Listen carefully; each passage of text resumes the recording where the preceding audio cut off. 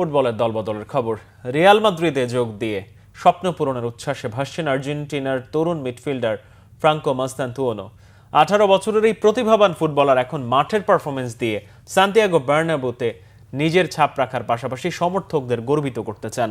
আর্জেন্টিনার club river plate থেকে 6 বছরের চুক্তিতে মাস্তান্তুয়ানোকে দলে টানার কথা গত জুনেই জানিয়েছিল রিয়াল। বয়স 18 বছর পূর্ণ করার দিন বৃহস্পতিবার আনুষ্ঠানিকভাবে ইউরোপের সফলতম ক্লাবটিতে যোগ দেন আর্জেন্টিনার তরুণ অ্যাটাকিং মিডফিল্ডার। বার্নাব্যুতে রিয়ালও এদিন তার পরিচয় পর্ব সেরে নেয়।